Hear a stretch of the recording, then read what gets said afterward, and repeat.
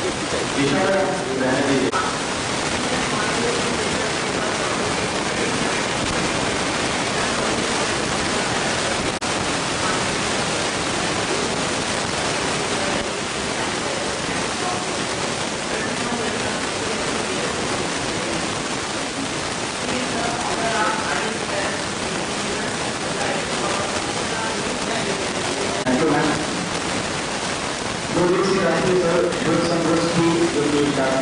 महाविद्यालय बिलासपुर में आयोजित है, उसके महाविद्यालय के प्राचार्य श्रीवास्तव, विभिन्न महाविद्यालय के प्राचार्य प्राध्यापक, विभिन्न अतिथिगण, विभिन्न वक्तव्य देने के लिए उपस्थित महानुभाव और आप सभी छात्राएं।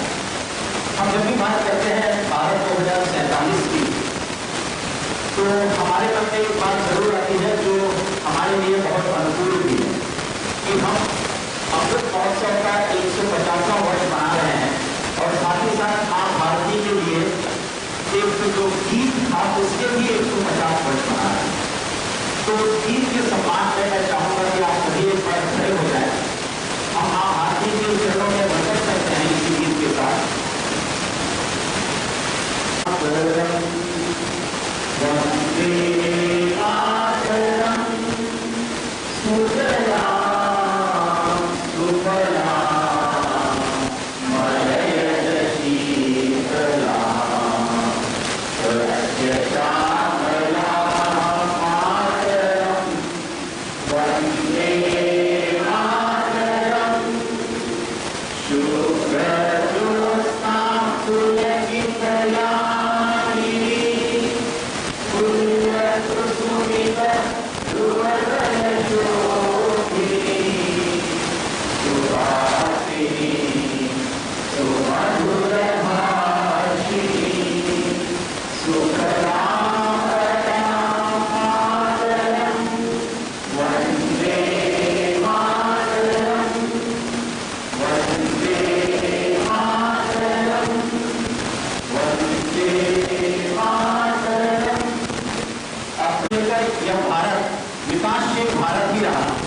लेकिन कभी विकसित हो नहीं पाया। हमारे बाद आजाद हुए देश लगातार विकसित होते चले गए और जिसके ऊपर परमाणु बम गिराकर जिसको तहस नहस किया गया वो भी विकसित हो गया। हम परमाणु बम तो बना लिए लेकिन विकसित की श्रेणी में नहीं आता। कारण क्या था? ऐसी कौन सी कमी भारत में रह गई थी जो कि इसको विकसित भारत नहीं बना पाई? इसलिए एक सपना लेकर चलना होगा, इसलिए एक दृष्टि बनानी होगी कि कब हम भारत को विकसित भारत की परिकल्पना को साकार करने वाला भारत बना पाएंगे। और इसलिए हमारे आदरणीय प्रधानमंत्री जी ने 2047 जब हम आजादी के 100वां वर्ष मनाएंगे तब तक भारत को विकसित भारत बनाने की ठानी है। और उस विकसित भारत को बनाने के लिए हम सभी का समर्थन चाहिए, हम सभी का सहयोग भी चाहिए। और सहयोग इसलिए भी चाहिए कि यदि सहयोग है तो हमारी कैपेसिटी बिल्ड होनी चाहिए, हमारी क्षमताओं का विकास होना चाहिए, हमारे अंदर निहित तत्वों का बाहर निकलकर लोगों तक उसको पुष्पित और पल्लवित करते हुए संचरित करने की हमारी शक्ति होनी चाहिए। और यदि वो शक्ति हमें है तो हमें वो लीडरशिप भी होगी। और लीडरशिप जिसको मैं हमेशा कहता हूं, लीडर जो है वो दो शब्दों से मिलकर बना हुआ है, एक हिंदी का है, एक अंग्रेजी का है। एक होता है लीड अंग्रेजी का और दूसरा हिंदी का होता है डर। जो बिना डर के लीड करता है वही लीडर। तो लीडर की परिभाषा ऐसी होनी चाहिए जो कहीं भी आपको आगे ले जाए, खुद ही आगे रहे, लेकिन बिना किसी संकोच के, बिना किसी भय के। और इसलिए रविन्द्रनाथ टैगोर ने भी where the mind is without fear में लिखा है कि where the mind is without fear and the head is held high, where knowledge is free। और आगे चल के कहते हैं कि to that heaven of freedom my father let my country away। तो मेरा भारत ऐसा हो जहां दिमाग में किसी प्रकार का कोई शंका ना हो, किसी प्रकार का कोई भय ना हो, जहां पर पूरी की पूरी ज्ञान की श्रृंखला जो है वो फ्री हो, स्वतंत्र हो और आपकी अभिव्यक्ति की स्वतंत्रता जो है वो हमेशा बरकरार रहे। तब जाकर हम भारत को विकसित भारत की परिकल्पना को साकार करने वाला भारत मान सकते हैं। इसलिए आज का मेरा विषय है capacity building fostering effective academic leadership. तो लीडरशिप क्यों चाहिए या कैपेसिटी बिल्डिंग क्यों चाहिए? एक वाक्य सुनाता हूं। महाभारत का युद्ध हो रहा था। उस महाभारत के युद्ध में जब दोनों सेनाएं खड़ी थी, पांडवों की और कौरवों की, तो पार्थ के हाथ में गांडीव भी था, पार्थ के पास पाशुपतास्त्र भी था, और पार्थ के पास एक रथ वाहक के रूप में भगवान श्री कृष्ण थे, और उनके झंडे पे हनुमान जी। इतने सब के होने के बावजूद उस व्यक्ति की पूरी दशा जो है और दिशा दोनों ही दिग्भ्रमित हो गई। और जब दिग्भ्रमित हो गई तो अर्जुन भगवान श्री कृष्ण से कहते हैं, सेनयोर्मध्य रथं स्थापयाम्यच्युता यावदेतान् निरीक्षेऽहं योद्धुकामानवस्थितान् कैर्मया सह योद्धव्यम् अस्मिन् रणसमुद्यमे योत्स्यमानावेक्षेऽहं केचित्समाजतः धार्तराष्ट्रस्य दुर्बुद्धे युद्धे प्रियचिकीर्षः। मतलब धृतराष्ट्र की जो बुद्धि थी उसने इस युद्ध को आमंत्रित किया है। फिर आगे चल के कहता है, सेनयोर्मध्य रथं स्थापयाम्यच्युता फिर यावदेतान् निरीक्षेऽहं योद्धुकामानवस्थितान्। आगे चल के और अर्जुन उनसे पूछता है कि हे भगवान, अत्र शूरा महेश्वासा भीमार्जुन समायुधि युयुधानो विराटस्य द्रुपदस्य महारथः कृष्णकेतुश्च हिताना काशीराजस्य वीरेवन कुरुजित्तु की भोजस्य शैव्यस्य नरभूतवा। आगे वो कहता है कि भगवान पूरे रथ को उस वहां पर ले जाके खड़ा करो, मैं देखना चाहता हूं कि भय कौन। तो उसकी दृष्टि जब पड़ती है, और दृष्टि जब पड़ती है तो वो कहता है कि इसमें तो मेरे सारे के सारे वो लोग हैं जिन्होंने मुझे पढ़ाया था और जिन्होंने मुझे पाला पोसा है और जिनके गोद में मैं पला हूं, ऐसे लोग मेरे सामने खड़े हैं, और इनके साथ मैं कैसे युद्ध करूंगा। दुष्प्रेमं स्वजनं कृष्णा युद्ध समुपस्थितम सीदंति मम गात्राणि मुखं च परिशुष्यति। मेरा मुख सूखा जा रहा है, मुखं च परिशुष्यति वेदतुष्ट शरीरे में रोमहर्षस्य जायते गांडीवं समुते हत्ता त्वचैव परिदह्यते रजश्चैव पश्यामि हत्वा स्वजनमाहवे न काक्षे विजयं कृष्णा न च राज्यं सुखानि च किं नो राज्येन गोविन्दा किं भोगैः जीवितेन। हे कृष्ण, ऐसे लोगों से लड़कर मैं क्या करूंगा, और ऐसे लड़ाई में मैं जीत कर क्या करूंगा, और ऐसे सुख को भोग कर मैं करूंगा क्या। तो आप मान के चलिए, अर्जुन जैसा योद्धा जिसके पास पाशुपतास्त्र है, जिसके पास गांडीव है, जिसके पास भगवान श्री कृष्ण है, जिसके कीर्ति पताका में बजरंगबली है, ऐसा व्यक्ति भी यदि विचलित हो जाता है तब जाकर कृष्ण को कैपेसिटी बिल्डिंग करनी पड़ती है, तब जाकर कैपेसिटी बिल्डिंग हो पाती है। इसीलिए हम जब तक इस धरा पर जीवित हैं तब तक हमारी कैपेसिटी लगातार बिल्ड होते रहती है और उसका कोई अंत नहीं होता। और जिस दिन हमारी कैपेसिटी आगे बढ़ती चली जाती है, हम लीडरशिप की ओर आगे बढ़ जाते हैं। और इसलिए कैपेसिटी बिल्डिंग क्या है? कैपेसिटी बिल्डिंग कहता है ऑर्गेनाइजेशन का डेवलपमेंट। हम जिन संस्थानों में काम करते हैं उसका विकास, यदि उसका विकास है तो मेरा विकास है, यदि मेरा विकास है तो देश का विकास है, और देश का विकास है तो हर एक व्यक्ति का विकास है। तो इसीलिए ऑर्गेनाइजेशन का डेवलपमेंट सबसे इंपॉर्टेंट है। हम इसलिए नहीं जाना चाहते कि हम किस महाविद्यालय में हैं, बल्कि हम उस महाविद्यालय के कारण जाने जाते हैं, और इसलिए उन महाविद्यालयों के प्रति, उन संस्थानों के प्रति विकास की भावना हमें होनी चाहिए। और इसलिए उन महाविद्यालयों में या संस्थानों में मुंडे मत भिन्न हो सकते हैं, मत विभेद हो सकते हैं, लेकिन अल्टीमेट एंड जो है उसका वो केवल और केवल एक झंडा होगा जो उस संस्थान का होगा या उस महाविद्यालय का होगा जिसके नीचे हम पुष्पित और पल्लवित होते हैं। तो इसलिए मनभेद हमारी नहीं होनी चाहिए, लेकिन मतभेद लगातार हो सकते हैं। और जब जब मतभेद होगा तो पुनर्जीवित जो होगा वो कोई ना कोई नवाचार होगा। और इसलिए पार्टनरशिप डेवलपमेंट, अभी आपने एमओयू किया, ये एमओयू और किसी बात का द्योतक नहीं है, ये केवल और केवल पार्टनरशिप डेवलपमेंट है कि हम इस समाज में एक दूसरे का सहयोग लेकर चलते हैं। इसलिए विवेकानंद ने कहा था, मुझे मुट्ठी भर के लोगों को दे दीजिए, मैं पूरी दुनिया की तकदीर और तस्वीर बदल के रख दूंगा। और मुट्ठी बनती कितने में है? 5 उंगलियों। और यही पार्टनरशिप है, वरना हर एक उंगली की अपनी कीमत है, लेकिन हर उंगली यदि ऐसे आ जाए तो वो किसी भी समस्या का सामना बहुत अच्छे से कर सकती है। ये पार्टनरशिप है इस मुट्ठी की। उसके बाद है लीडरशिप।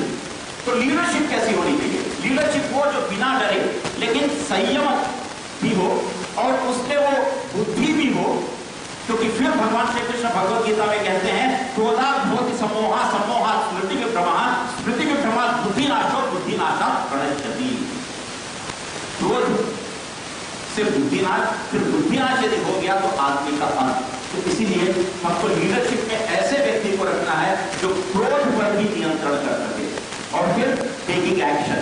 यदि आप लीडर हो गए और आप लीडर होकर आगे जाते हैं तो आप निश्चित रूप से एक्शन लेके आगे चल के आप एक रूपरेखा बनाएंगे, आपकी दृष्टि होगी और उस दृष्टि को प्राप्त करने के अलग अलग सोपान आप तय करेंगे और तब जाकर जब सोपानों में बढ़ेंगे तो हम उनका इवैल्यूएशन करेंगे, उनका मूल्यांकन करेंगे, उनकी मॉनिटरिंग करेंगे और वो जो रिफ्लेक्शन हमारे ऊपर या दूसरों के ऊपर आता है उसका रिफ्लेक्शन या उसका प्रभाव, उस प्रभाव की भी गणना करेंगे कि वो प्रभाव कितना था, कितना प्रतिशत था, कितना अच्छा था, कितना बुरा था और उन्हीं गुण दोषों के आधार पर हम स्टेबिलिटी की ओर जाते हैं, निरंतरता की ओर जाते हैं। स्टेबिलिटी हमारे लिए बहुत जरूरी है कि रेस जीता जाए।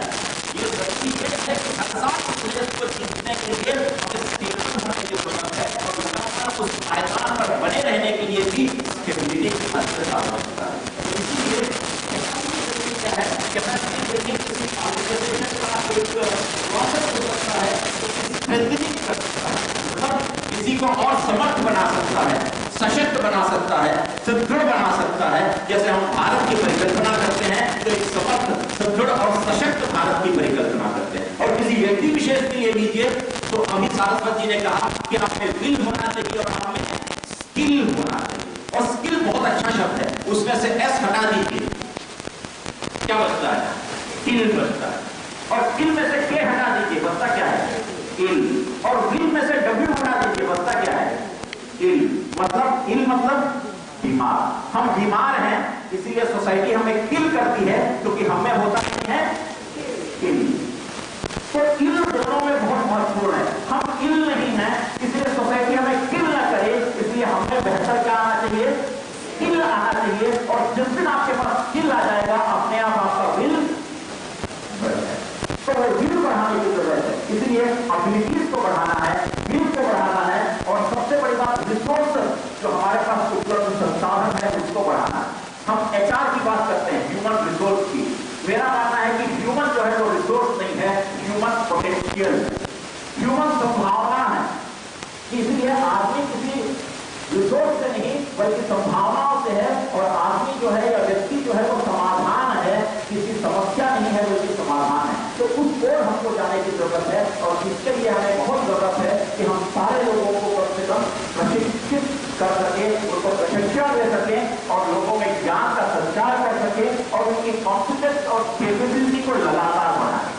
क्योंकि कैपेसिटी बिल्डिंग तब तक हो सकती है जब तक आपकी अंतिम सांस इस दुनिया में टिकी हुई है, तब तक हम अपने आप को कैपेसिटी बिल्डिंग की ओर आगे ले जा सकते हैं। और इसीलिए बेनिफिट ऑफ कैपेसिटी बिल्डिंग क्या है? उसका बेनिफिट यह है कि एनहांस परफॉर्मेंस। हम जो परफॉर्म करते हैं, हम जो बोलते हैं, करते हैं, हमारा जो काम है वो काम का परफॉर्मेंस लगातार एनहांस होता है, मतलब बढ़ता चला जाता है और उसकी इफेक्टिवनेस बढ़ती चली जाती है। इसलिए अंग्रेजी में कहावत है, practice makes a man perfect. जिन्होंने परफेक्ट कहा उसके लिए क्वेश्चन है कि दुनिया में कितने लोग परफेक्ट हैं? एक भी। तो प्रैक्टिस क्यों किया जाए? एक घंटे से मैंने कहा practice makes a man perfect, उससे अगला क्वेश्चन क्या? How many of them are perfect in this world sir? मैंने कहा नो वन इज परफेक्ट। तो उसने कहा नेक्स्ट पे देन व्हाई टू प्रैक्टिस? सही था। प्रैक्टिस नेवर लाइक लगातार करत करत अभ्यास हिंदी में कहते हैं जड़मती हो सुजान कहते हैं आप, सुजान, जड़मती हो सुजान, मतलब वो उसमें और इफेक्टिवनेस बढ़ती चली जाती है लगातार प्रयास से। लेकिन परफेक्शन एक ग्रेज है, एक छद्म है जो केवल आपको दिखाता है लेकिन होता है ही नहीं। तो वही है, हमको एनहांस कैपेसिटी या परफॉर्मेंस आता है। दूसरा इनोवेशन, नवाचार। नवाचार क्या है? हर चीज में जो नया हम करते हैं, रोज हमारे लिए यदि नया दिन हो सकता है तो रोज हमारे विचार भी नवाचार को लेकर हो सकते हैं। और जब हम नवाचार की बात करते हैं तो क्रिएटिव थिंकिंग, क्रिटिकल थिंकिंग, इनको बढ़ाने की आवश्यकता है। हमारे अंदर निहित लॉट्स को थॉट्स में बदलने की आवश्यकता है। लॉट्स का मतलब होता है LOTS, जिसका फुल फॉर्म होता है लो ऑर्डर थिंकिंग स्किल्स, और हॉट्स का मतलब होता है हाई ऑर्डर थिंकिंग स्किल्स। तो हमको लो ऑर्डर थिंकिंग स्किल्स से हाई ऑर्डर थिंकिंग स्किल्स में विद्यार्थियों को ले जाना है और इसीलिए क्रिएटिव थिंकिंग को बढ़ावा देना है। क्रिटिकल थिंकिंग को बढ़ावा देना है और वही इनोवेशन को ले जाएगा। और उसके बाद आती है हमारी स्टेबिलिटी, और स्टेबिलिटी कहती है कि हम कैसे उसको सस्टेन करते हैं, रोक के कैसे रखते हैं, और उसके बाद उसको कंटिन्यू कैसे करते हैं कि आगे चलकर हमारा विकास उस ओर हमें ले जा सके। कैपेसिटी बिल्डिंग का अगला जो इश्यू है वो रेजिलियंस है, कि हम किस तरीके से लचीलापन बना के रखें, हम अपने को कैसे और चुनौतियों के सामना करने के लिए बेहतर से बेहतर बना सके। इसीलिए सुपरलेटिव डिग्री का उपयोग करना चाहिए। Good is not good but better is expected. जब बेटर एक्सपेक्ट किया जाता है तो गुड जो है वो गुड होता नहीं, और better is not better when the best is expected. तो बेटर भी बेटर नहीं है जब तक बेस्ट ना हो। तो आपके अंदर में वो तीनों है, गुड भी है, बेटर भी है, बेस्ट भी है। और इसलिए मेरी कॉम्पिटिटिवनेस या मेरी प्रतिस्पर्धा किसी दूसरे व्यक्ति से नहीं है, मेरी प्रतिस्पर्धा अपने आप से है कि कल घनश्याम क्या था, आज घनश्याम क्या है और कल घनश्याम क्या बनेगा। और मेरी प्रतिस्पर्धा केवल और केवल मेरे हिसाब से, मेरे अनुसार है। तो that's what we call resilience. और उसके बाद है पार्टनरशिप एंड कोलैबोरेशन। जब हम रेजिलियंस में आ जाते हैं तो हमारा पार्टनरशिप बढ़ता है। यदि मैं बड़ा हुआ तो क्या हुआ, जैसे पेड़ खजूर रहे कैसे तना के रहूंगा, तो मेरे साथ किसी की पार्टनरशिप कभी हो ही नहीं पाएगी। तो पार्टनरशिप तब होती है जब कोई व्यक्ति थोड़ा सा लचीलापन लिया होता है, इलास्टिसिटी उसमें होती है। और जब जब इलास्टिसिटी होगी तो आप मान के चलिए पार्टनरशिप भी बढ़ेगा, कोलैबोरेशन भी बढ़ेगा, और तब जाकर एक से भले दो और दो से भले तीन, तब हम एक बेहतर समाज की परिकल्पना को साकार कर पाएंगे। और इसीलिए कम्युनिटी डेवलपमेंट की हम बात करते हैं। कम्युनिटी डेवलपमेंट इसलिए कि हम यदि कहते हैं, और छत्तीसगढ़ में हम कहते भी हैं, एनएसएस के कैंप में जाते हैं तो पढ़ा लिखा तो नारीला लड़का के महतारी। तो लड़का के महतारी को क्यों पढ़ाएं? इसलिए पढ़ाएं कि लड़का की महतारी यदि पढ़ लेगी तो पूरा का पूरा परिवार क्या हो जाएगा, शिक्षित हो जाएगा। क्योंकि मां हमारी पहली टीचर है। इसलिए हम कहते हैं मातृ देवो भव। उसके बाद पिता को ले आते हैं पितृ देवो भव। उसके बाद गुरु को ले आते हैं गुरु देवो भव। और आज के जमाने में ना माता है, ना पिता है, ना गुरु है। आज के जमाने में ये है जिसको हम कहते हैं टेक्नोलॉजी देवो। इसलिए आज के जमाने में वो टच गायब हो गया। बच्चा जब रोते रहता था तो लोग एक दूसरे को बच्चे को ऐसे देते जाते थे, बच्चा कभी चुप नहीं होता था। लेकिन जैसे ही मां का स्पर्श मिलता था, टच मिलता था, बच्चा अपने आप रोना बंद कर देता था। वो टच था। और वो टच पे से टी को हटा दीजिए, बच्चा क्या, आउच। आउच का उपयोग कब करते हैं आप? जब आपको दर्द होता है ऊपर की दिल से। और आज वही हो गया है। टेक्नोलॉजी में बच्चे केवल आउच करते रह गए हैं। उनको न तो माँ का टच मिल पा रहा है, न पिता का टच मिल पा रहा है, न तो गुरुजनों का टच मिल पा रहा है। हमें उस ओर लौटने की जरूरत है। एआई बहुत अच्छा हो सकता है, आर्टिफिशियल इंटेलिजेंस बहुत बढ़िया हो सकता है, लेकिन नेचुरल इंटेलिजेंस जिसने आर्टिफिशियल इंटेलिजेंस को बनाया, उसको ताक में रखकर एआई की ओर जाएंगे तो चारों खाने ठीक होंगे। इसीलिए गुरुकुल की परंपरा को करिकुलम में लाना चाहिए। How can we bring the gurukulam into the curriculum, that's the main thing. और वहां पर पर्सनालिटी डेवलपमेंट है, वहां पर कैपेसिटी डेवलपमेंट है, वहां पर लीडरशिप का डेवलपमेंट है, और वहां पर कम्युनिटी डेवलपमेंट। और इसलिए बेनिफिट क्या हो सकते हैं? Advancement of productivity and efficiency. जितना लीडरशिप या कैपेसिटी डेवलप होगी उतनी हमारी प्रोडक्टिविटी डेवलप हो जाती है। इसलिए हमारे यहाँ के इंजीनियर्स जब किसी सॉफ्टवेयर कंपनी में जाते हैं तो उनको अलग से ट्रेनिंग दी जाती है। इसलिए क्योंकि प्रोडक्टिविटी बहुत मायने रखती है, प्रोडक्शन बहुत मायने रखता है। तो हम अपने हिसाब से उन लोगों को ट्यून कर पाए ताकि प्रोडक्टिविटी और उसके अंदर की एफिशिएंसी दोनों बढ़ सके। और उसके बाद जैसी वो बढ़ती है तो एम्प्लॉयज का एंथुसियाज्म, उत्साह बढ़ जाता है। जैसे जैसे मेरे में एबिलिटीज बढ़ती जाती हैं और में बढ़ती चली जाती हैं तो धीरे धीरे उत्साह का वातावरण निर्मित हो जाता है और उसको सीखने की इच्छा जागृत हो जाती है। और उसके बाद जैसे सीखने की इच्छा जागृत होती है, एडाप्टेबिलिटी बढ़ जाती है। मतलब हम किसी चीजों को एडॉप्ट करना शामिल कर लेते हैं, अपने आप को उसके साथ एडजस्ट करना प्रारंभ कर देते हैं। और जब एडजस्ट कर लेते हैं वहीं पर इनोवेशन प्रारंभ हो जाता है। इसीलिए हम कहते हैं आवश्यकता ही आविष्कार की जननी है। और strengthening pipeline of leadership. Leader कौन है? लीडर वो नहीं है जो अपने पीछे लगातार फॉलोअर्स करता है, बल्कि लीडर वो है जो अपने साथियों को भी अपने साथ लेकर चलता है। वो लीडर है। एक बार साउथ अफ्रीका में एक अमेरिकन गया, वो इतनी सारी टॉफी लेकर गया और उसने कहा बच्चों में बांटा जाए। अचानक उसको सोचा कि बच्चों में ऐसे क्यों होता है, क्यों नहीं इस ट्रॉफी को 100 मीटर दूर में रख दिया। उसने 100 मीटर दूर में रख दिया और कहा बच्चों से कि जो बच्चा दौड़ के पहले उस ट्रॉफी के पास जाएगा उसको सारी ट्रॉफी मिल जाएगी। और वो खड़ा होकर यहाँ बोलने लगा क्या 1 उसके बाद 2 और जैसे उसने 2 बोला कुछ हलचल हुई और जैसे उसने 3 बोला सारे के सारे बच्चों ने अपना हाथ ऐसे फैलाया, मतलब एक दूसरे का हाथ पकड़े और सारे बच्चे जैसे ही 3 बोला सब के सब एक साथ वहां पहुंचे और जिस बच्चे ने वो हाथ फैलाया होगा वही उनका लीडर। और उसी को हम उबंटू कहते हैं। हम अकेले आगे नहीं बढ़ सकते, हमें साथ में लेके आगे बढ़ने की जरूरत है, हमें पूरे समाज को लेके आगे बढ़ने की जरूरत है। आप कितनी भी ऊंचाइयां प्राप्त कर लें, लेकिन जब आप पीछे मुड़ के देखेंगे कोई होगा नहीं तो आपके लिए ताली बजाए तो आपके बढ़ने का क्या मतलब। तो कैपेसिटी बिल्डिंग उस तरीके की होनी चाहिए हमारे लिए। और इसलिए strengthen, relax, resilience and sustainability, निरंतरता हमें बनाए रखने की जरूरत है। ये नहीं कि आज जो हमने तरक्की पा ली वही तरक्की हमारे लिए है, हर दिन तरक्की पाने की जरूरत है और उसको सस्टेन करने की जरूरत है, हम उसको और आगे बढ़ा सके। और इसलिए श्रीमद् भगवद गीता में भगवान श्री कृष्ण भी कहते हैं स्वधर्मे निधनम श्रेयः परमो धर्मो भयावह। सबसे बड़ी बात यह है कि आप अपने धर्म का पालन करते हुए यदि इस लीला को भी प्राप्त कर लें तो वो बेहतर है, लेकिन दूसरे के धर्म का पालन करते हैं तो वो भयावह है।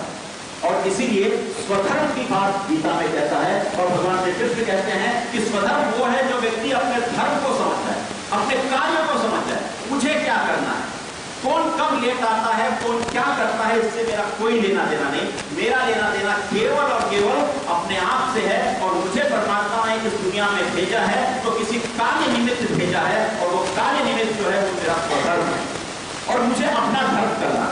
और उसी धर्म की बात को आगे बढ़ाते हैं तो भगवान श्री कृष्ण फिर कहते हैं निष्काम कर्म करने की आवश्यकता है। वो कर्म जहां पर आप नेकी कर दरिया में डाल। और इसीलिए भगवत गीता में कहा भी गया है कर्मण्येवाधिकारस्ते मा फलेषु कदाचन मा कर्म फले दुर्गो माते संगोस्त्रिव कर्म करिए लेकिन फल की चिंता मत करिए।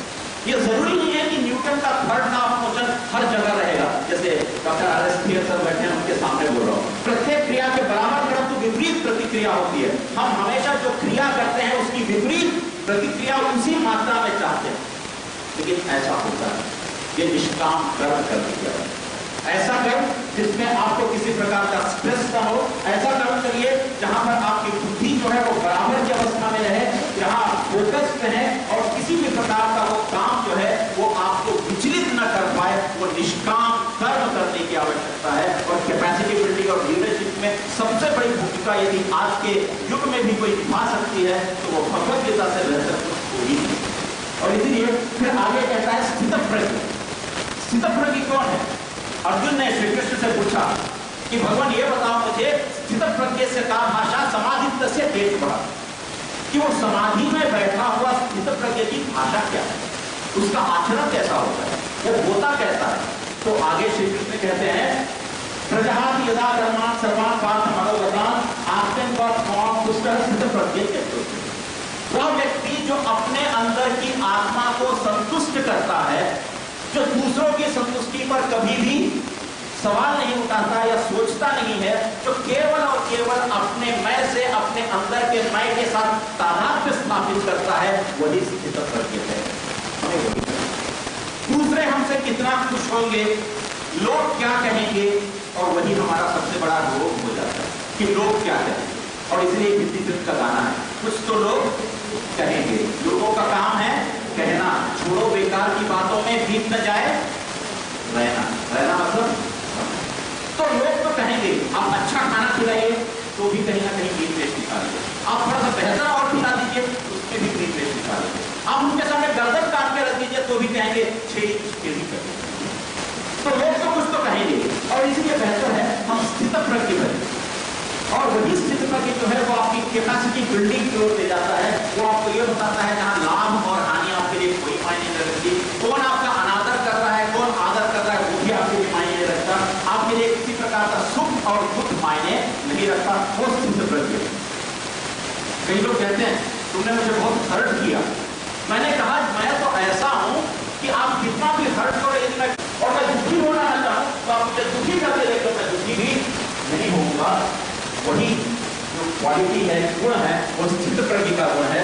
और आगे चल के फिर भगवान श्री कृष्ण कहते हैं भगवद गीता में कि सेल्फ अवेयरनेस और सेल्फ मैनेजमेंट। आजकल हम सब सेल्फ में आ गए हैं, अपना खुद का मैनेजमेंट और अपना खुद का अवेयरनेस, स्वयं को जानना, अपनी आत्मा को जानना।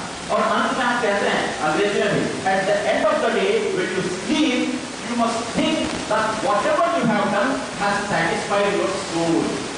यदि आपने पूरे दिन में जो काम किया वो आपके सोल को सेटिस्फाई करता है, उससे बड़ा कुछ भी नहीं।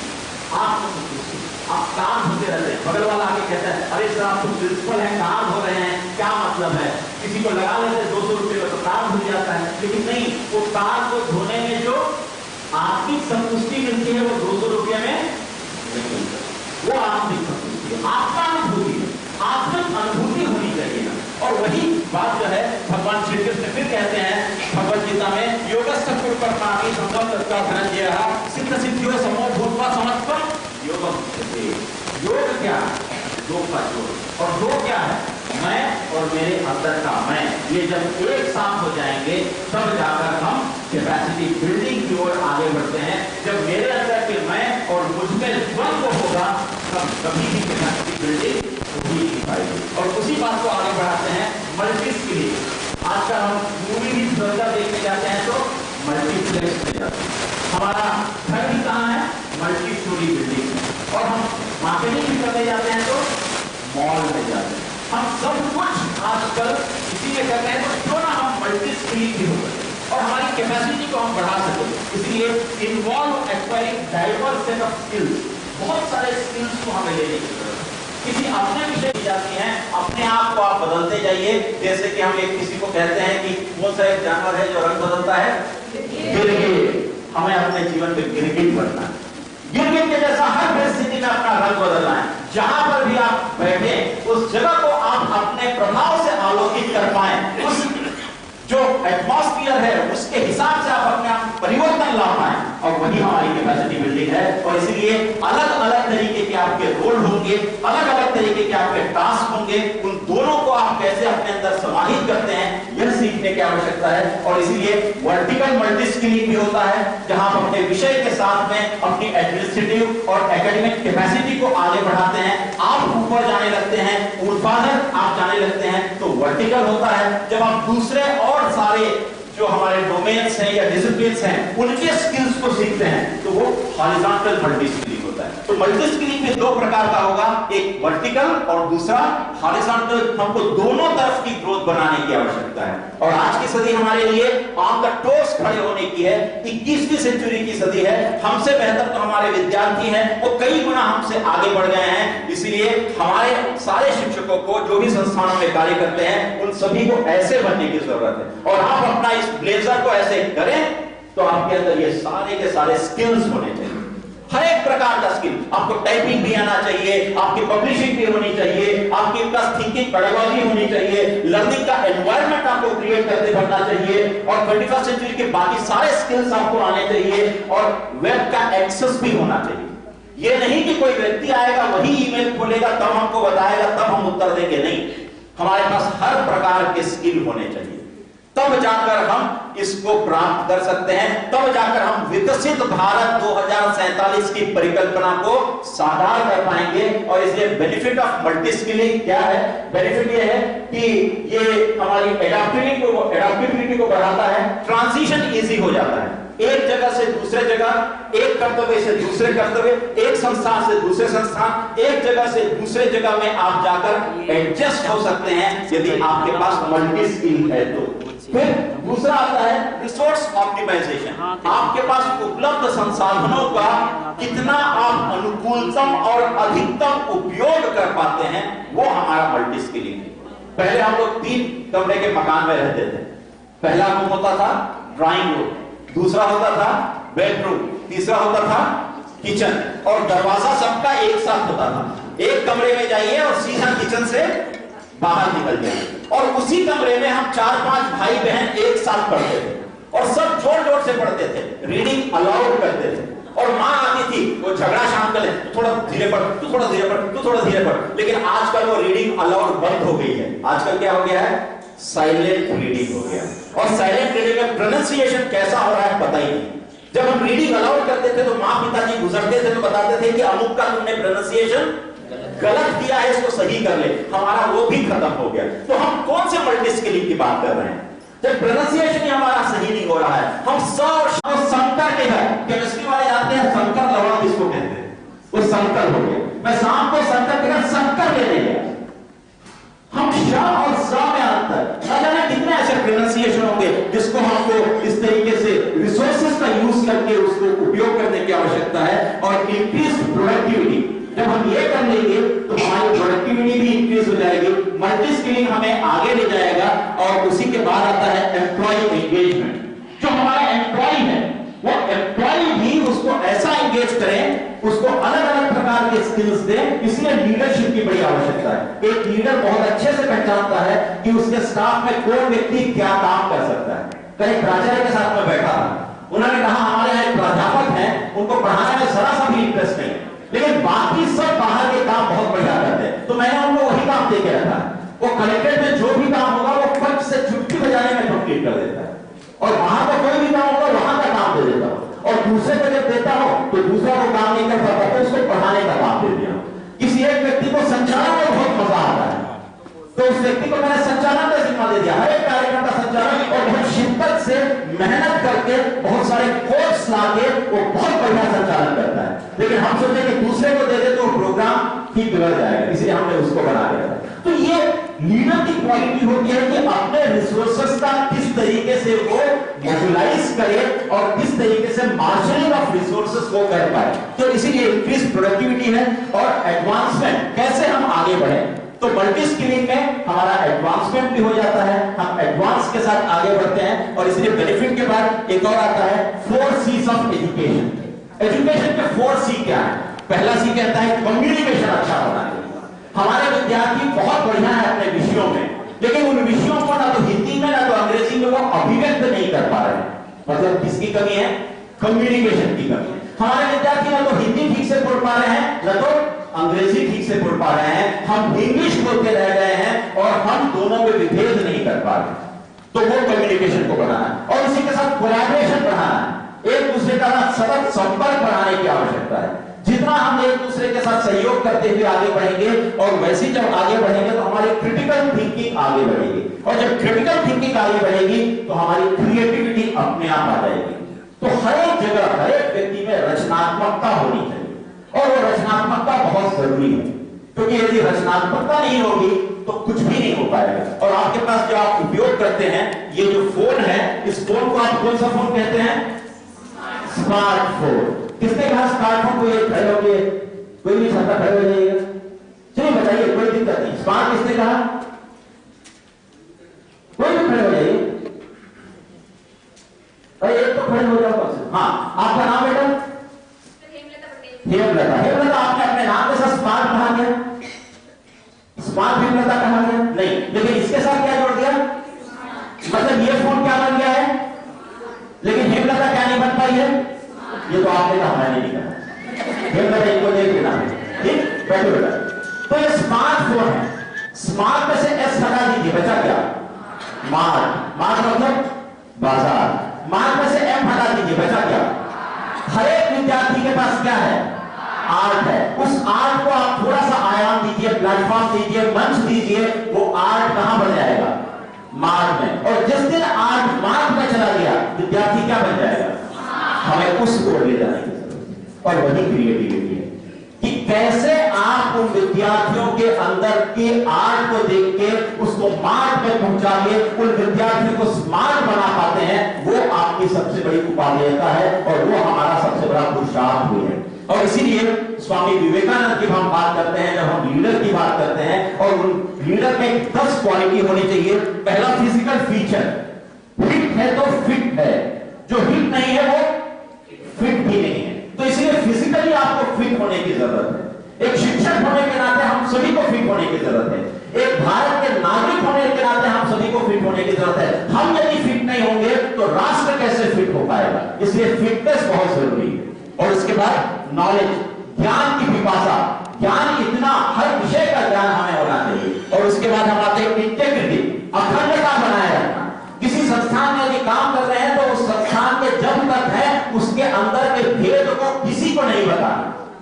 ये हमारी इंटेग्रिटी है।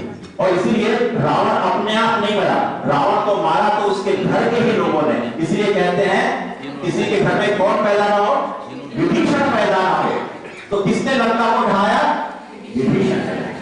वो यदि नहीं बताया होता कि नाभि में दिए पाना है भगवान श्री राम, तो शायद राम भी रावण का अंत नहीं कर पाते। इंटेग्रिटी बहुत इंपॉर्टेंट है। उस इंस्टीट्यूशन को छोड़ने के बाद, उस व्यक्ति को छोड़ने के बाद, या कमलेश्वर से मेरी दोस्ती है, कमलेश्वर से मेरा विभेद हो गया, उसके बाद उनके सारे राष्ट्र में यदि उगल दूं, तो ये इंटेग्रिटी नहीं, ये कैपेसिटी बिल्डिंग नहीं। तो इसीलिए विजन होना चाहिए, दृष्टि होनी चाहिए, हर एक व्यक्ति की दृष्टि होनी चाहिए कि मुझे जाना कहां है, मेरा कर्तव्य क्या है, मेरे इस दुनिया में आने का मतलब क्या है। तो वो विजन होना चाहिए और उसी के साथ इनिशिएटिव लेना चाहिए। हम इनिशिएटिव लें कि हमें करना क्या है, कैसे करना है, कैसे आगे बढ़ना है। फिर वो जो इनिशिएटिव लेंगे तो मोटिवेशन के स्किल आते हैं। और मोटिवेशन भी मुझे बहुत अच्छा शब्द लगता है कि मोटिवेशन इसलिए कि मेरा मोटिव जो है वो किसका है? एविएशन का। ये एविएशन मतलब ऊपर की ओर जाना। तो मेरा मोटिव जो है वो ऊपर की ओर जाना है, ना कि नीचे की ओर आना है। तो मोटिव हमारा एविएशन का होना चाहिए। और सेल्फ कॉन्फिडेंस, लगातार हमारे अंदर के कॉन्फिडेंस का लेवल बढ़ता जाना चाहिए, हर रोज हर समय बढ़ते जाना चाहिए। और उसी के साथ साथ सोशल स्किल, समाज के साथ कैसे बैठे। यदि मैं तिहारों और खोबैरा के पास जाके बोलूंगा तिहारों खोबैरा हाउ यू, वो भाग जाएगा। उसके बाद मैं तिहारों खोबैरा कैसे हो, थोड़ा सा पास आएगा। उससे मैं जाऊंगा तिहारों खोबैरा कैसे, ऐसा क्या हाल चाल है, चाय पिए नहीं पिए, तो कहेगा राहुल तुम आपको बोले तो ये लाल चाय बना लो, पी लो।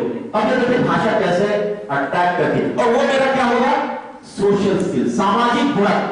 हम केवल इंटेलिजेंस स्किल पे रह जाते हैं कि हमारा बच्चा कितना परसेंट पाया, परसेंट से हम बच्चे को तोड़ते हैं। लेकिन कभी हमने नहीं सोचा कि बच्चे के पास इंटेलिजेंट क्वोशंट के अलावा इमोशनल क्वोशंट होना चाहिए, सोशल हो पा रहे हैं। शादियां होती है, घरों में एडजस्ट नहीं हो पा रहे हैं। आप जिस घर में आते हैं, जिस घर में जाते हैं, वहां पर भी एडजस्टमेंट की बड़ी दिक्कत हो रही है, क्योंकि सोशल स्किल्स हमारा लगातार कम होता चला जा रहा है। और इसीलिए कम्युनिकेशन स्किल्स को बढ़ाने की आवश्यकता है कि हम कम्युनिकेट कैसे करें, एक दूसरे का सामंजस्य कैसे स्थापित करें। और जब वो हो जाए तो डिसिसिवनेस मतलब निर्णय लेने की क्षमता। आप यदि निर्णय ले लिए गलत भी है तो उस निर्णय पर अड़िग रहिए, उसके लिए बैकफुट पे जाने की आपको आवश्यकता नहीं होगी। और इसलिए ये लीडरशिप का व्हील है, एक सर्कल है कि आपका लाइफ कैसा होना चाहिए, बैलेंस्ड और हैप्पी होना चाहिए। रोल क्या है? आपका रोल है आपको लीड करना, दूसरों को फैसिलिटेट करना, ऐसा माहौल प्रदान करना जहां पर सब जो है वो अपनी ग्रोथ को लेकर आगे बढ़े। फिर योर एक्शन, आपका एक्शन जो है कंसिस्टेंट होना चाहिए, ये नहीं कि फ्लक्चुएट होता रहे। जैसे इलेक्ट्रिसिटी होती है या हमारा बीपी होता है, वैसे ना हो, बल्कि कंसिस्टेंट रहना चाहिए। नॉलेज कैसा होना चाहिए? नॉलेज हमेशा पुष्पित पल्लवित होता हुआ ग्रीन होना चाहिए, ग्रीन और ग्रोइंग हमेशा होना चाहिए। टीम कैसी होनी चाहिए? आपकी टीम अलाइन होनी चाहिए, एक सीक्वेंस में हो और कमिटेड टीम हो। आपके डिसीजंस टाइमली लेने चाहिए। फिर आपके वर्ड्स जो है वो ऐसे हो जो लोगों को प्रमोट करें, लोगों को आगे बढ़ाएं, लोगों के अंदर में उत्साह का संचार करें। और उस तरीके से यदि आप कर पाते हैं तो हम लोगों को एम्पावर कर पाएंगे। इसलिए एम्पावरमेंट बहुत ज्यादा आवश्यक है कि हम कैपेसिटी बिल्डिंग और लीडरशिप इन दोनों में देख के चलते हैं। तो इसीलिए हमारे लिए आवश्यक है कि बैलेंस लीडर जो है वो बैलेंस टीम बनाता है। तो इसलिए बैलेंस लीडर बनने की जरूरत है। और जब आप प्रायोरिटीज को क्लियर कर लेते हैं, आपने सेट कर लिया कि मेरे कौन सी प्रायोरिटीज है, किस पायदान में किस प्रायोरिटी को रखना है, उस हिसाब से आप बताते हैं तो आपका टीम उस हिसाब से काम करने लगती है। और उसके बाद आता है लीडरशिप व्हील, आपको पूरा का पूरा एक ज्ञान ऐसा देता है कि आपके अंदर में लीडरशिप की क्वालिटी कैसे आप आगे बढ़ा सकते हैं। और इसीलिए भगवत गीता में भगवान श्री कृष्ण फिर कहते हैं कुतस्वा कश्मल विदम विश्वे समुपस्थितम अनादिष्टमस्तर्गम कीर्तिमकं अर्जुन। तो इसका मतलब क्या हो? इसका मतलब लीडरशिप से है कि लॉर्ड कृष्णा कहते हैं leader is one who does not become sad at the time of crisis. जब क्राइसिस आए तो वो दुखी नहीं होता है। और फिर आगे कहता है stable enough to deal with the scenario which is present in front of him. उसके सामने कैसी भी परिस्थिति ला दीजिए, वो व्यक्ति बिल्कुल उन परिस्थितियों में अपने आप को ढाल लेता है और आगे बढ़ता है। परिस्थितियां उसको विचलित नहीं करती हैं। और वैसा यदि व्यक्ति है तो वैसे व्यक्ति को ही हम लीडर कहते हैं, जो किसी किसी भी प्रकार की चुनौती दे दीजिए। इसलिए मेरे अपनी मातृभाषा कन्नड़ में हम कहते हैं कि भगवान जो कुछ मुसीबतें देना है मुझे तू दे दे, बस तेरी कृपा मेरे ऊपर बनी रहे, बाकी तो मैं कुछ भी कर लूंगा। तो ये यदि कृपा ईश्वर की बनी हुई है और हम उस तरीके से उसको लेते हैं तो हम आगे बढ़ सकते हैं। और good leader leads the people from about them, a great leader leads the people from with in them. दो बहुत इंपॉर्टेंट, एक लीडर वो होता है जो आपके बाहरी आवरण को लेकर आपको आगे बढ़ाता है, एक लीडर वो होता है जो जौहरी होता है, जो आपके अंदर निहित तत्वों, जो कि डॉक्टर एल वाजपेयी जी ने कहा था, वो तत्वों, आपके अंदर निहित तत्वों को लेकर उसको निकालकर उसको परिष्कृत कर आपको आगे बढ़ाता है। तो वो जो लीडर है वो ग्रेट लीडर कहलाता है। और वैसे ही लीडर भारत में हमारे स्वामी विवेकानंद हुए, जिनकी हम जयंती मनाते हैं। और लीडरशिप की स्टाइल्स क्या होती है? लीडरशिप की स्टाइल होती है ऑटोक्रेटिक। ऑटोक्रेटिक वो लीडर है जो निरंकुश होता है, और उसका एग्जाम्पल ये लीडर है। पहचान सकते हैं इनको? कौन है? मैंने जो कहा वो होना चाहिए, निरंकुश नहीं, मैं जो कहा वही होना चाहिए। हिटलर को भी आप ले सकते हैं, ऑटोक्रेटिक लीडर। दूसरा डेमोक्रेटिक लीडर, इनको बता सकते हैं ये कौन है? इनके नाम से हमारे देश का नाम पड़ा, ये भरत। और भरत के 9 बेटे थे। भरत ने उन 9 बेटों को राज्य नहीं दिया। भरत ने एक दूसरे प्रजा को गोद लेकर उसमें उसने राजा के गुण पाया, तो उसने पूरे प्रजातांत्रिक तरीके से अपने 9 बेटों को छोड़कर एक प्रजा को उठाकर गोद लेकर अपनी संतान बनाकर उसको राज्य दे दिया भारत। तो ये डेमोक्रेटिक लीडर है हमारा। तीसरा हमारा जो लीडर है, फ्रेंच वर्ड है लैसे फेयर। ये कौन है बता सकते हैं? शिवाजी के बगल में उनके गुरु समर्थ रामदास। समर्थ रामदास जो है वो लेसे फेयर लीडर है, जो कि उसको अपना काम करने दिए, उसको फ्रीडम दे दिए। तुमको मैं पूरी स्वतंत्रता देता हूं, तुम निर्णय लेने में अपने आप में स्वतंत्र हो। तो समर्थ गुरु रामदास ने शिवाजी को भी क्या बना दिया? समर्थ बना दिया। ये हमारा तीसरा लीडरशिप है। चौथा लीडरशिप जो है वो ट्रांसफॉर्मेशनल है, जो दूसरों तक ट्रांसफॉर्म होता है, संचरित होता है, जिसमें हमारे विवेकानंद आते हैं। और अंतिम जो हमारी जो है स्टाइल वो ट्रांजैक्शनल है, जहां गलत में आपको सजा मिलेगी और सही में आपको बढ़ोतरी मिलेगी। तो हम एप्पल के उसको लेके आए, किसको? स्टीव जॉब्स को। इसमें बिल गेट्स भी आ सकते हैं और भी लोग आ सकते हैं, मैंने केवल एक उदाहरण दिया। तो इस तरीके की लीडरशिप हमें मिलती है। तो हमें कौन सी लीडरशिप? हमारे भगवान श्री कृष्ण है, जो कि भगवत गीता में कहते हैं कि 5 क्वालिटीज एक लीडर में होनी चाहिए। पहला, नॉन अटैचमेंट, डिटैचमेंट होना चाहिए। आप जो काम कर रहे हैं वो काम करिए, जैसे ही काम खत्म हुआ उससे आप डिटैच हो जाइए, फल की चिंता मत करिए। और जिस समय आप फल की चिंता लगातार करते रहेंगे, आपके अंदर में वो कीड़ा बुलबुलाते रहेगा और वो आपको हमेशा हताश और निराश करता रहेगा। डिटैचमेंट। और इंस्ट्रूमेंटैलिटी, युद्ध में मैं भाग लूंगा लेकिन मैं अस्त्र नहीं उठाऊंगा, दोनों तरफ से अस्त्र नहीं उठाऊंगा। इंस्ट्रूमेंटल जरूर हो लेकिन मैं किसी का पक्ष नहीं लूंगा, इंस्ट्रूमेंटल। और सेल्फलेसनेस, मैं कुछ नहीं, मैं से बढ़कर हम, मैं का जहां अंत हुआ और वहीं पर प्रगति प्रारंभ हुई। जब जब हम मैं करते रहेंगे तब तक प्रगति से हम दूर होते चले जाएंगे। तो सेल्फलेसनेस होना चाहिए और इवोल्यूशन होना चाहिए। जब तक हम स्टूडेंट को इन्वॉल्व नहीं करेंगे तब तक हम स्टूडेंट्स को इवॉल्व नहीं कर पाएंगे। तो इन्वॉल्व बहुत जरूरी है इवॉल्व करने के लिए। तो एवोल्यूशन तब पैदा होगा जब लोगों को आप इन्वॉल्व करते चलेंगे। तो अपने आप को अपने काम में, अपने स्टूडेंट्स को अपने साथ में इवॉल्व करने की जरूरत है। और अंत में कहते हैं सरेंडर करने की जरूरत है। जब कुछ भी आपके हिसाब से नहीं हो रहा है तो उस पर छोड़ देना चाहिए कि जो कुछ हो रहा है वो तेरे कारण हो रहा है और तू मेरे लिए और भी कुछ बेहतर सोचा होगा शायद। इसलिए भगवान श्री कृष्ण एक बार फिर भगवत गीता में कहते हैं, सर्वधर्माणां परित्यज्य मामेकं शरणं व्रज अहं त्वा सर्वपापेभ्यो मोक्षयिष्यामि मा शुचः। आप वो सारा काम सब कुछ छोड़ दो और सब कुछ न्योछावर करके आप मेरे शरण में आ जाओ और केवल मैं ही आपको मोक्ष की प्राप्ति करा सकता हूं। और ये बोल के भगवान श्री कृष्ण अपना वृहद रूप किसको दिखाते हैं? अर्जुन को दिव्य दृष्टि देकर दिखाते हैं और ये कहते हैं कि तुम अपने इन सामान्य आंखों से मुझे नहीं देख पाओगे, इसलिए मैं तुमको दिव्य दृष्टि देता हूं। उस दिव्य दृष्टि से तुम मुझे पूरा देख पाओगे कि समग्र रूप में मैं हूं क्या।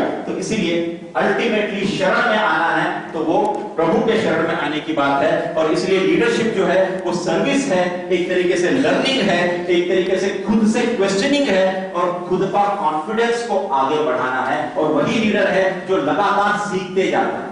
वो लीडर नहीं है जो सीख के छोड़ देता है। इसलिए लर्न भी बहुत अच्छा शब्द है। लर्न में से एल हटा दीजिए, बचा क्या?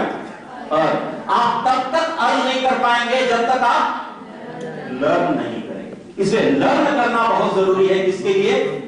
अर्न करने के लिए। और इसीलिए लीडरशिप के भी कई सारे तरीके हम अभी 5 तरीके देखते आए हैं। और आगे चल के इस व्यक्ति को तो आप जानते हैं, कौन है? इनका सूत्र क्या है? E is equal to mc square। E क्या है? M क्या है? C क्या है? ठीक। तो खेर सर बोलेंगे फिजिक्स पढ़ाने लगे। मेरा ना तो E से कोई वास्ता, ना M से कोई वास्ता, ना C को कोई वास्ता, लेकिन मेरा वास्ता इससे जरूर है। E है एक्सेलेंस, M है मोटिवेशन और C है कमिटमेंट। ये कैपेसिटी बिल्डिंग ऑफ लीडरशिप कि आपका एक्सेलेंस कब आएगा? एक्सेलेंस तब आएगा जब मोटिवेशन के साथ कमिटमेंट का स्क्वायर होगा। और C का मान यदि आप 0.5 रख देते हैं तो वो केवल हाफ हार्टेड होगा, 1/4 होगा। लेकिन कमिटमेंट को आप दुगना कर देते हैं तो देखिए E का मान कितना आ गया? 4। मतलब दुगने उत्साह से काम करना। इसलिए हम कहते हैं डबली कमिटेड। हाफ हार्टेड जैसे क्रिकेट में होता है कि वो बॉलिंग किया, एलबीडब्ल्यू हुआ ने, तो फिर अंपायर कहता है half hearted appeal, full hearted appeal, तो वो कहता है नहीं, ये तो पूरे जोश में बोल रहा है। तो वो हाफ हार्टेड और फुल हार्टेड अपील की बात है। तो हमें भी जो भी काम करें फुल हार्टेड, और फुल हार्टेड है तो डबली हार्टेड होना चाहिए। तब जाकर हमारी लीडरशिप और कैपेसिटी दोनों को हम बिल्ड कर सकते हैं। तो हम कैसे अपने आप को ग्रोइंग योर लीडरशिप कैपेसिटी, हम अपने आप को स्ट्रीमलाइन करें, इंप्रूव करें और हम हमेशा जिंदगी एक स्कॉलर बने रहें। स्कॉलर बनना बहुत जरूरी है। इसलिए भगवान राम ने लक्ष्मण को कहा था जब रावण का अंत हो रहा था, तुम इससे युद्ध की शिक्षा सीख लो। और लक्ष्मण को घमंड था, वो जाकर खड़ा हो गया उनके सर के पास। तो रावण ने कहा जब तक शिष्यत्व ग्रहण नहीं करोगे तब तक मैं तुमको गुरु का उपदेश नहीं दूंगा, और शिष्यत्व ग्रहण करना है तो तुम्हें मेरे चरणों पे आना पड़ेगा। और भगवान श्री राम ने भी कहा चरणों में जाओ तभी तुम उनका शिष्यत्व ग्रहण कर सकते हो। तो हमें वो लगातार एक स्कॉलर, सीखने की बुद्धि हमें होनी चाहिए। हम एक मॉडल बन के रह पाए और हम हमेशा अपनी कक्षाओं में पढ़ाते रहें, बेहतर पढ़ाते रहें, अच्छी चीजों को पढ़ाते रहें। प्रोफेशनली हमको ग्रो होना चाहिए। हम जितना ग्रो होंगे हमारे स्टूडेंट्स भी उतना ग्रो होंगे, और हम जो भी करते हैं वो हमारे आचार विचार में रिफ्लेक्ट हो, और हमारे सारे पोर्टफोलियो जो हैं उसको हम इंटीग्रेट करके बढ़ाते हुए चले और देखते भी चले कि आसपास में हमारे हो क्या रहा है। इसलिए क्योंकि ये नहीं कि एक दरवाजा है उसी दरवाजे से जाना है। तो एक व्यक्ति इंटरव्यू में गया था, एक दरवाजे को ही देखता रह गया। उसको किसी ने कहा था कि हमेशा देखना तो ऐसा देखना जैसे घोड़ा देखता है, ऐसे लगा हो, और सीधा उसी दरवाजे को देखते रहना। वो उसी दरवाजे को देखता रहा, अगल बगल के जितने लोग बैठे थे इधर उधर के दरवाजे खुले वो चले गए और वो व्यक्ति वहीं बैठे रहे। इसलिए हम मल्टी स्किलिंग की बात करते हैं। एक स्किल नहीं, हमारे आंख ऐसे हो कि ये भी दिखाई दे, ये भी दिखाई दे, वो भी दिखाई दे, ऊपर भी दिखाई दे, नीचे भी दिखाई दे। इसलिए हिंदी फिल्म में एक गाना है, ए भाई जरा देख के चल, आगे भी नहीं पीछे भी, दाएं भी नहीं बाएं भी, ऊपर भी नहीं। तो ऐसा हमारा कैपेसिटी बिल्डिंग होना चाहिए। और वही हायर एजुकेशन इंस्टीट्यूशन का रैंकिंग फ्रेमवर्क में हम कहते हैं इंडस्ट्री का हमारे साथ लिंकेज होना चाहिए, हमारा इंस्टीट्यूशनल लिंकेज होना चाहिए, फिर सस्टेनेबिलिटी हमारी होनी चाहिए, ब्रांडिंग हमारी अच्छी होनी चाहिए, फिर फैकल्टी का एक्सेलेंस होना चाहिए और टीचिंग का एक्सेलेंस होना चाहिए। कोई भी महाविद्यालय, कोई भी शिक्षा का संस्थान तब तक नहीं जाना चाहता जब तक उसका ये टीचिंग का एक्सेलेंस ना। हम अपने बच्चों को कहते हैं डीयू में पढ़ रहा है, फिर हम कहते हैं जेडीयू में पढ़ रहा है, फिर हम कहते हैं बीएचयू में पढ़ रहा है। क्यों नहीं हम उसको अटल बिहारी वाजपेयी विश्वविद्यालय का एबीवीवी कहें? क्यों नहीं हम एबीवीवी के लेवल को उस जेडीयू या बीएचयू के लेवल तक ले जा पाए? कौन ले जाएगा? हमें ले जाने की जरूरत है। तो हम उसको एक्सीलेंस की ओर जिस दिन ले जाएंगे, हमारी कैपेसिटी जिस दिन बिल्ड होगी, तब जाकर वो एक्सीलेंस की ओर जाएगा। और इसलिए लीडरशिप का एक्सीलेंस जो है उसमें हर तरीके की चीजें होनी चाहिए। खुद भी मैनेज करें, फीडबैक भी लें, कोचिंग भी डेवलप करें, डिसीजन मेकिंग भी कर पाए, करेज और रिस्क को आगे बढ़ा सके, इनोवेशन कर पाए, चेंज हमेशा कर पाए। और वो चेंज बहुत आवश्यक है। चेंज ऐसा नहीं होना चाहिए कि मेरे सामने से हो, बल्कि चेंज ऐसा होना चाहिए कि जो मेरे से होके गुजरे। इसलिए सर्फ एक्सेल का एडवर्टाइजमेंट आपने देखा होगा, सफेदी की झुका, तो पता चलता है चेंज तो मेरे से होके गुजर रहा है। तो वो चेंज मेरे अंदर से होकर मुझे भी चेंज करते हुए जाना चाहिए। और इसीलिए हम भारत में एक पोर्टल का निर्माण किए हैं, जिसमें आप सभी शिक्षकों ने शायद अपना पंजीयन करवाया होगा, जिसका नाम है आई गॉट कर्मयोगी। हम कर्मचारी नहीं, बल्कि हम कर्मयोगी बन पाए। कर्मचारियों को कर्मयोगी बनाने का पूरा नाम कर्मयोग का नाम। तो हम कर्मयोगी बनेंगे, कर्मचारी नहीं बनेंगे। हमें अपनी कैपेसिटी को बिल्ड करने की जरूरत है, हमें अपनी लीडरशिप को बिल्ड करने की जरूरत है। इसलिए इसमें 6 हब हैं। एक लर्निंग हब है, एक करियर हब है, एक डिस्कशन हब है, एक नेटवर्किंग हब है, एक कॉम्पिटेंसी हब है और एक इवेंट्स का हब है। तो हम सारे के सारे लोग कैपेसिटी बिल्डिंग के सारे कोर्सेज को इसमें रजिस्टर होके ऑनलाइन कर सकते हैं। उसके बाद ऑनलाइन एग्जाम होता है, ऑनलाइन नंबर आ जाता है और 2 सेकंड के अंदर आपका सर्टिफिकेट भी आ जाता है। आप कई सारे कोर्सेज अपनी कैपेसिटी बिल्डिंग के लिए फ्री ऑफ कॉस्ट आईगॉट कर्मयोगी के पोर्टल पे कर सकते हैं। और वही आईगॉट कर्मयोगी का पोर्टल, आईगॉट का मतलब होता है इंटीग्रेटेड गवर्नमेंट ऑनलाइन ट्रेनिंग। ये आत्मनिर्भर भारत बनाने की ओर एक सशक्त कदम। हम सभी को इसका अनुसरण करना चाहिए। इसके बहुत सारे कोर्सेस हमको लगातार करने चाहिए। कैपेसिटी हमारी तब जाकर बिल्ड होगी, तब जाकर हम कहेंगे कर्मयोगी भारत, और तब हम कहते हैं लोकहितम मम करणीयम। लोकहित ही मेरा सबसे बड़ा कर्म है। वो हम कर पाएंगे जब हमारी कैपेसिटी खुद की बिल्ड हो जाएगी। और इसलिए इस मिशन कर्मयोगी के बहुत सारे गोल हैं। उसमें एक गोल है rule based to role based. आप रूल बेस्ड मत बनिए, बल्कि रोल बेस्ड बनिए। आपको अलग अलग प्रकार के रोल दिए जाएंगे, उन सारे रोल्स में आप अपने आप को फिट कर पाए। ये आईगॉट कर्मयोगी का गोल है। और इसमें हम shift from rule to role करते हैं, स्ट्रेटेजिक मैनेजमेंट करते हैं, लार्ज स्केल कॉम्प्रिहेंसिव लर्निंग के प्लेटफॉर्म की बात करते हैं, पॉलिसीज को एनेबल करने की बात करते हैं। आपका अपना खुद का कोई मॉड्यूल हो तो उसको इसमें अपलोड कर दें, ताकि दूसरे भी उस मॉड्यूल का प्रचार और प्रसार आपका हो पाए, उसकी बात करते हैं। और आईगॉट कर्मयोगी में सपोर्ट सेल्फ बेस्ड लर्निंग है। आप अपने हिसाब से लर्न कर सकते हैं। कहीं पर भी आप रहिए, किसी भी समय आप इसको लर्न कर सकते हैं। हाई ऑर्डर थिंकिंग स्किल्स को आगे बढ़ाता है, एक्टिव लर्निंग को आगे बढ़ाता है, ग्राउंडेड इन रिसर्च, आप रिसर्च वाले हैं तो रिसर्च को भी लेके चलता है, प्रायोरिटाइज एक्सपीरियंशियल लर्निंग, अनुभवात्मक शिक्षा को आगे बढ़ाता है, ह्यूमन सेंटर्ड डिजाइन, आपके हिसाब से कोर्स का डिजाइन है, enable on the go learning, आप एक बार आते जाइए, इसमें बहते चले जाइए, आपका गो ऑन लर्निंग होता रहेगा। और इंक्लूसिव डिजाइन फिलॉसफी, भारतीय ज्ञान परंपरा के विभिन्न तत्वों को इसके अंदर शामिल करके इस आईगॉट कर्मयोगी के पोर्टल को बनाया गया है। और इसलिए आईगॉट कर्मयोगी में कोर्सेस अलग अलग हैं। भाषाएं सीखना चाहते हैं, मल्टीलिंगुअल बनना चाहते हैं, और वो मल्टीलिंगुअल होने की आवश्यकता है। 2 भाषाओं से काम नहीं चलेगा, अंग्रेजी और हिंदी से। भारतीय होने के लिए भारतीयता में ओतप्रोत होकर भारत को जानने की आवश्यकता है। इसलिए एकाध कोई और भाषा भी हमें सीखने की जरूरत है। और ये सारे कोर्सेज जो हैं वो अलग अलग डोमेन के हैं, अलग अलग लोगों ने बनाया है। तो ये सारे कोर्सेज के कुछ एग्जांपल यहां पर आपके सामने हैं। तो इंक्रीज लीडरशिप किसमें होगी?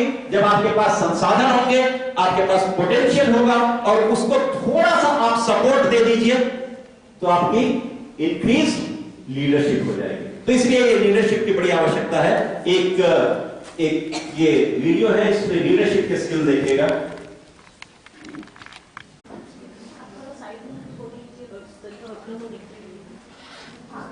देख के समझिएगा, फिर मैं आपसे पूछूंगा इसमें क्या चीज है।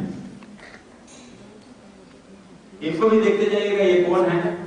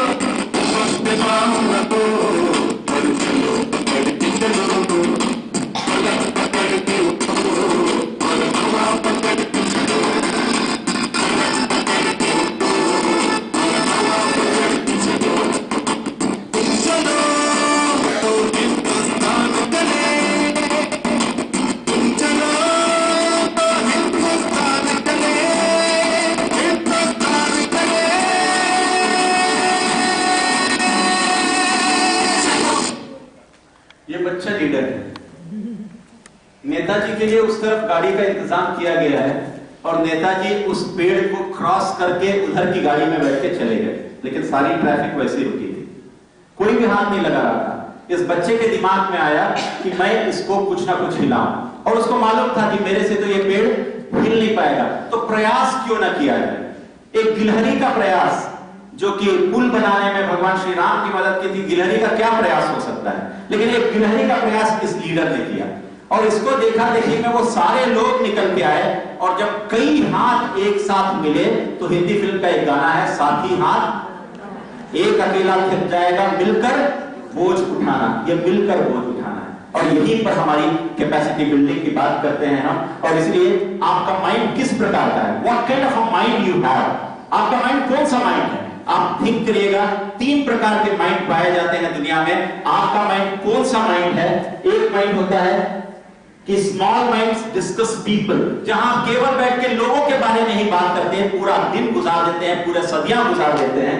दूसरा माइंड होता है एवरेज माइंड, जो इवेंट्स को डिस्कस करता है, अरे उसके यहाँ की शादी में ऐसा हुआ था, उसके यहाँ तो ऐसा हुआ था। लेकिन यदि ग्रेट माइंड है तो वो कुछ डिस्कस नहीं करता, वो केवल डिस्कस करता है किसको, आइडियाज।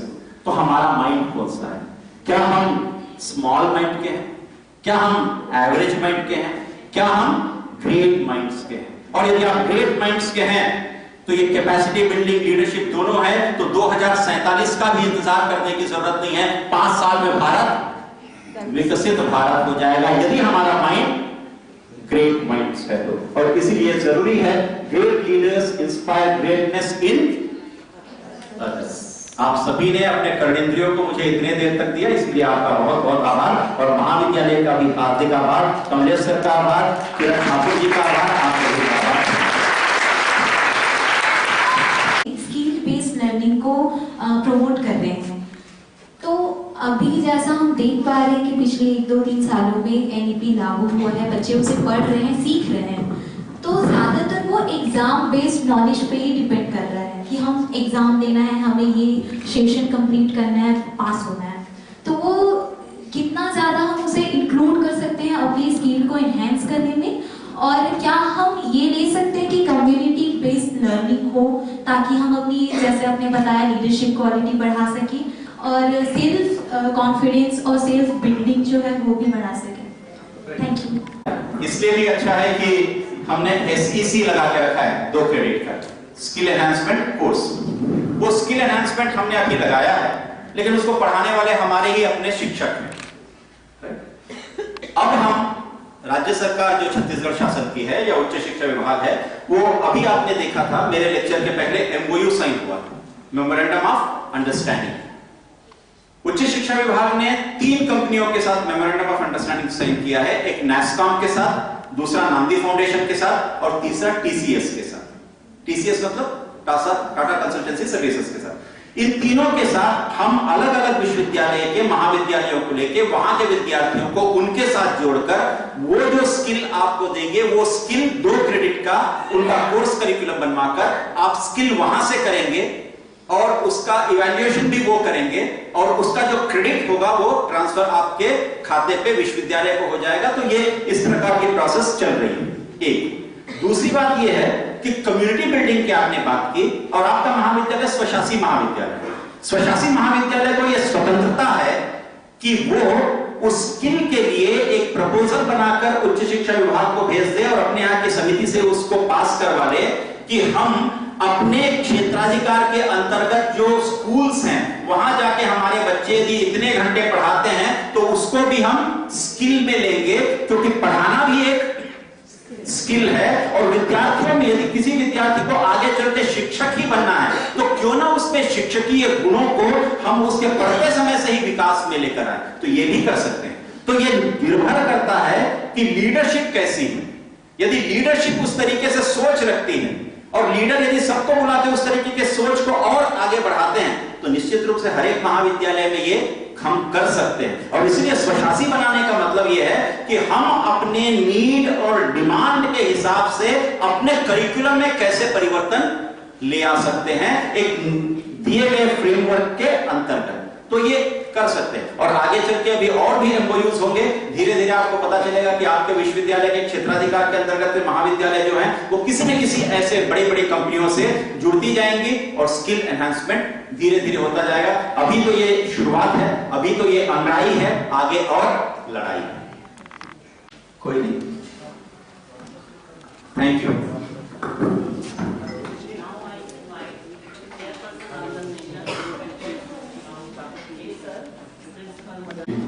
सेमिनार के प्रथम सत्र में,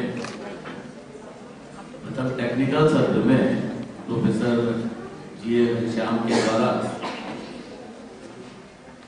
capacity building, fostering effective academic leadership विषय पर बड़ा ही सारगर्भित व्याख्यान और वास्तव में जो पूरी सेमिनार के लिए एक तरह की कुंजी है, इसीलिए इसे की नोट एड्रेस कहा गया है। तो उन्होंने सेमिनार के विषय को जस्टिफाई करते हुए बड़े ही खूबसूरत तरीके से, बड़े ही प्रभावकारी तरीके से महाभारत के प्रसंगों का, इतिहास के विभिन्न महापुरुषों का उल्लेख करते हुए हुनर की महत्ता पर प्रकाश डाला कि किस तरह से स्किल की आवश्यकता होती है। एजुकेशन के जो बेसिक कंपोनेंट है, वो कंपोनेंट कोलैबोरेशन, क्रिटिकल थिंकिंग इत्यादि, उन कंपोनेंट के बारे में भी उन्होंने विस्तार से प्रकाश डाला। और साथ ही साथ जो इफेक्टिव लीडरशिप होती है, उस लीडरशिप के गुण क्या होने चाहिए, उस लीडरशिप के घटक क्या होने चाहिए, इन सब चीजों पर बड़े ही रोचक ढंग से प्रकाश डाला। और इफेक्टिव लेक्चरशिप के लिए जरूरी होती है कि श्रोताओं को इन्वॉल्व करके रखना। तो पूरे व्याख्यान के दौरान उन्होंने जितने भी श्रोता थे, उन श्रोताओं को भी अपने व्याख्यान में इन्वॉल्व करके रखा। एक तरह से जो पार्टिसिपेटिव लर्निंग हम कहते हैं, वो पार्टिसिपेटिव लर्निंग का एग्जाम्पल है कि आप जब कुछ पढ़ाते हैं तो जो श्रोता हैं उनको भी उस प्रोसेस में इन्वॉल्व करके रखिए, ताकि जो लर्निंग की प्रोसेस होती है वो लर्निंग की प्रोसेस बहुत ज्यादा इफेक्टिव हो जाती है।